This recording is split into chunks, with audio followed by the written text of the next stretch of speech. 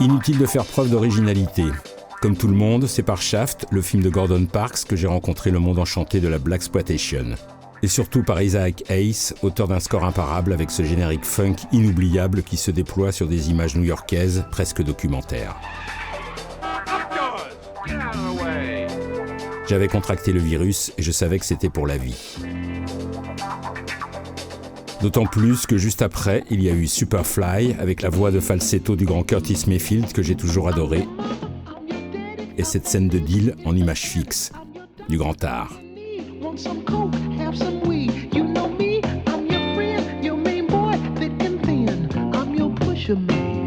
Après la voix d'or de Curtis, celle de Marvin Gaye arrivait comme naturellement au générique de Trouble Man, dont il interprétait Imperial, la chanson du film. Là encore, j'étais aux anges.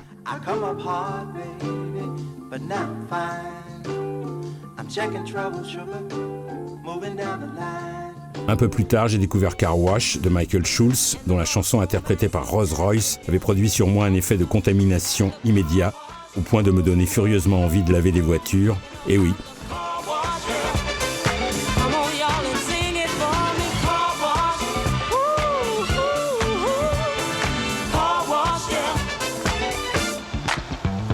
Il faut dire que la BO de Car Wash était signée par un musicien que je vénère depuis longtemps, Norman Whitfield, sorcier de la soul psychédélique dont on peut célébrer le sens du grandiose dans cette scène ô combien ensoleillée.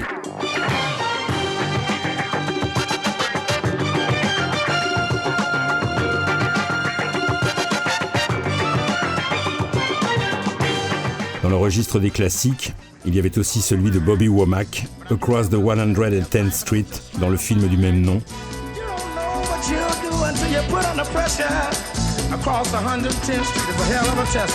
Dans la version du film.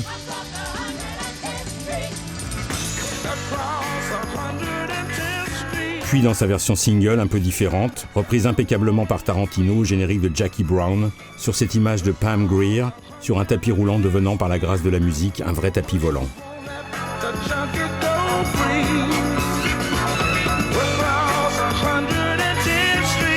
Mais dans la BO de Jackie Brown, j'aimais tout autant ce langoureux Natural High des Blood Stars, à la sortie de prison de Pam Grier, très attendu par Robert Foster. Il est peu probable que je m'en lasse un jour.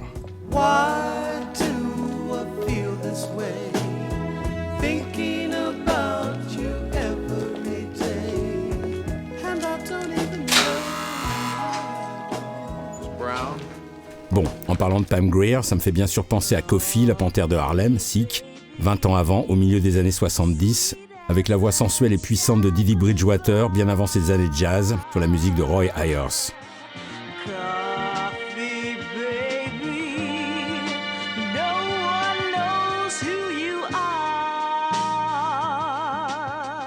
Mais aussi à Foxy Brown et son générique rouge, toujours avec Pam Grier en effigie dansante, et la voix superbe de Willie Hutch, auteur complet de cette BO qui a tellement bien vieilli.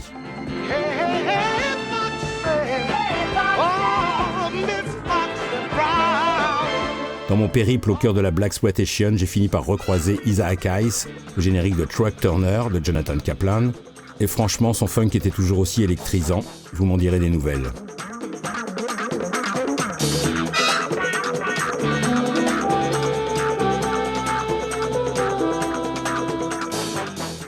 Et puis bien sûr, j'ai fini par rencontrer The Godfather of Soul, posant sa voix et ses riffs sur l'image d'un autre parrain un peu plus inquiétante, Black Caesar, dans le film du même nom signé par Larry Cohen.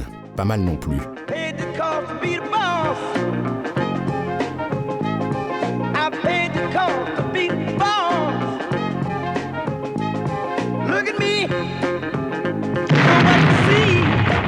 Et encore, la voix de crooner d'Edwin Starr s'élevant comme une prière sur cette scène terrible de Hell Up in Harlem, toujours du même Larry Cohen.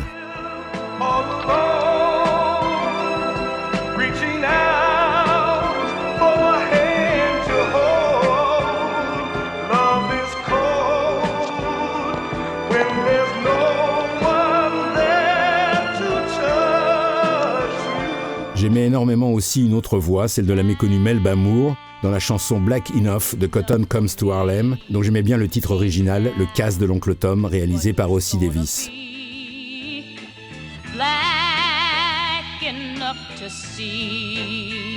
Dans un genre nettement plus politique, sous le haut patronage d'Angela Davis et des Black Panthers, les motifs percussifs de Wade Marcus dans The Final Calm Down me faisaient aussi beaucoup d'effet.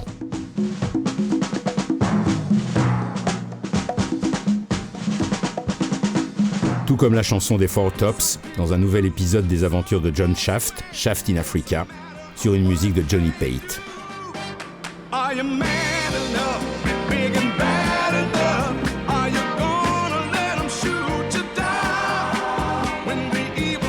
Dans les films de Blaxploitation, on roule beaucoup, surtout la nuit. La preuve avec cette vision nocturne, très évocatrice, grâce à l'inaltérable Isaac Hayes dans le premier Shaft.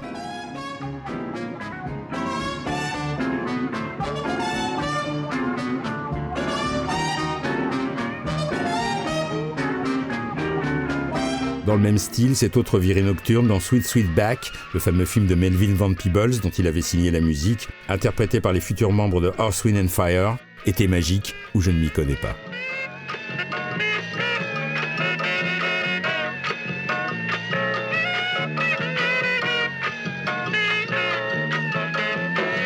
Et puis ce festival d'enseignes lumineuses et musicales dans Cotton Comes to Harlem,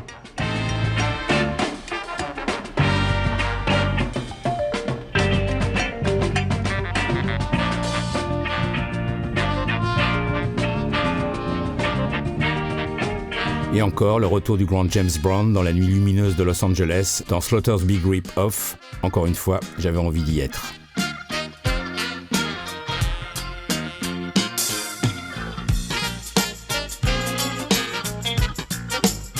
Dans un registre nettement moins cool, Pam Grier, poursuivie dans Coffee sur ce fond funk de Roy Ayers, m'avait franchement stressé.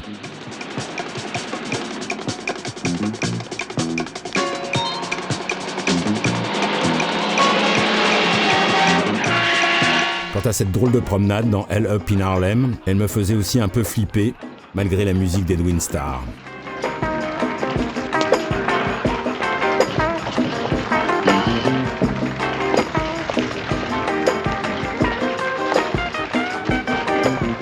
Et puisque décidément dans les films de Blaxploitation, les femmes étaient souvent poursuivies, j'étais encore bien stressé par cette poursuite dans l'improbable Blacula, le vampire noir, mélange de films de vampires et de Blaxploitation sur une musique de Gene Page, ce qui ne gâtait rien.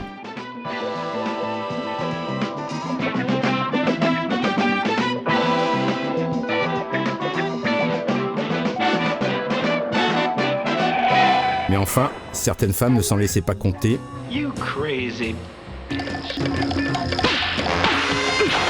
En voici une preuve éclatante avec Gloria Hendry, en plein kung-fu, dans Black Belt Jones. Cette fois-ci, mélange de films d'arts martiaux et de Blaxploitation, avec une super musique du guitariste Donny Scoffey, un musicien culte à redécouvrir.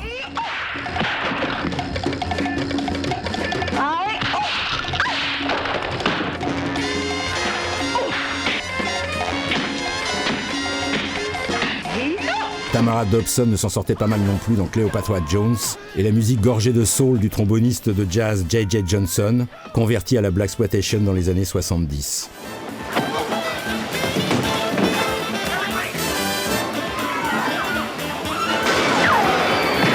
Mais dans Cleopatra Jones, je crois que j'aimais encore davantage ce combat final entre Tamara Dobson et Shelley Winters, quelque peu à la peine,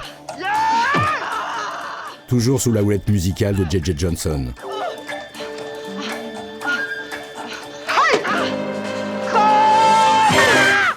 Sinon, dans les films de Blaxploitation, il y avait presque toujours une scène sensuelle du meilleur effet, comme celle irisée et colorée du premier Shaft.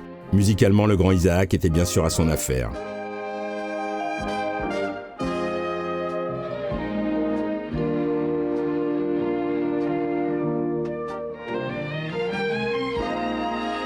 Mais dans la suite, Shaft's Big Score, ce kaléidoscope amoureux m'allait parfaitement, surtout avec la voix d'or du méconnu Ossie Lee Smith, un must.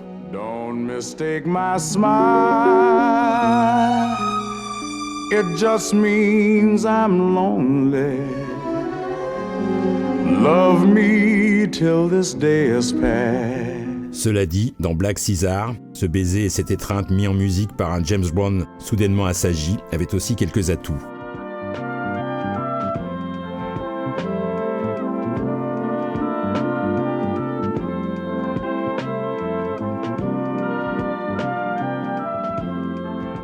la plus haute, c'était sûrement cette séquence de Foxy Brown avec la voix archi-sensuelle de Woody Hutch.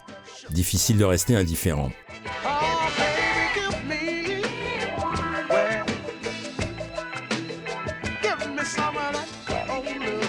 Plus lyrique, cette torride scène de lit dans Hell Up in Harlem bénéficiait, elle, de la voix d'Edwin Starr, ça marchait bien aussi.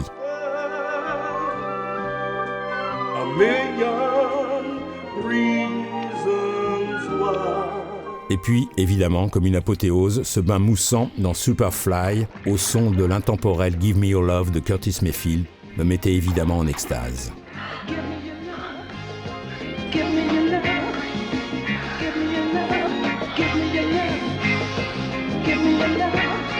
Dans un genre plus détaché, ce petit moment en noir et blanc dans Putney Swope de Robert Downey, le père de l'acteur Robert Downey Jr., m'amusait assez, surtout avec le décrochage de Sidney Poitier, privé de dessert.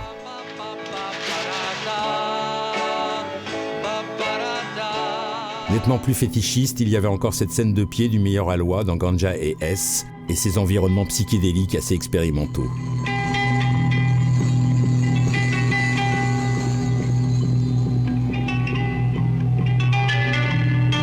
Tout ça m'avait donné envie de danser. Et là, James Brown était tout indiqué, particulièrement dans cette partie de Black Caesar.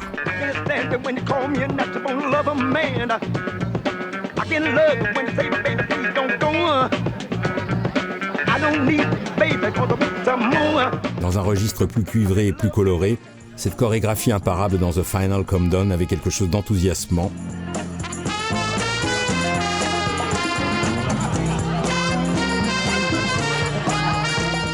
Mais dans Sweet Sweetback, j'aimais cette danse un peu queer qui me faisait littéralement chavirer.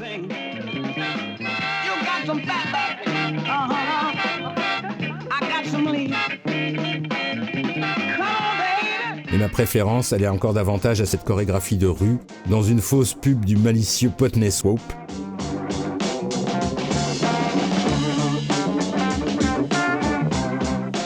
You can't eat an air conditioner.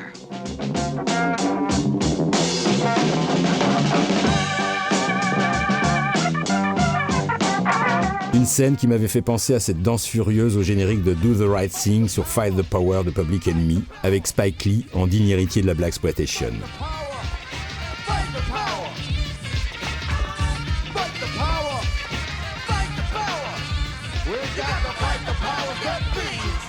Bon, je continue à nager dans le bonheur avec cette séquence de Coffee et ce thème archi-communicatif de Roy Ayers.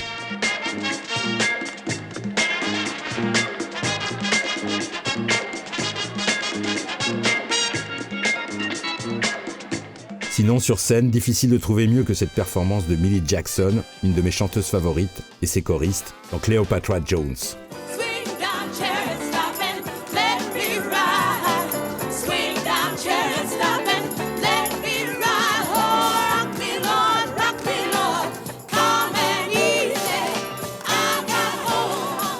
À part peut-être le trio de The Hughes Corporation, tout de bleu vêtu dans Blackula le vampire noir, le moins qu'on puisse dire, c'est que ça grouvait à fond.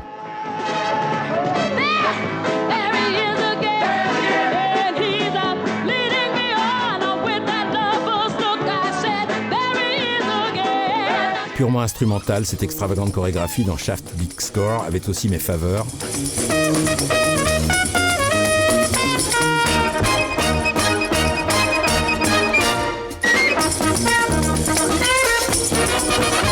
Et puis la plus haute avec une Josephine Baker Soul dans Cotton Comes to Harlem, avec laquelle il aurait été parfaitement adapté de vous quitter.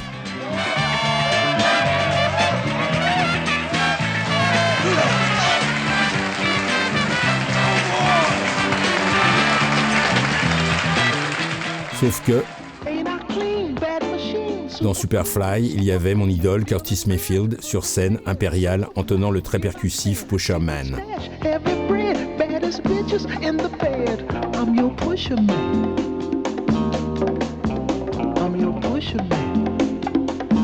La voix et la ferveur de Curtis étaient pour moi au-dessus de tout, et là c'est sûr, c'était la meilleure fin possible, un moment éternel que je ne me lasserai jamais de voir ou de revoir. Je parie que vous non plus.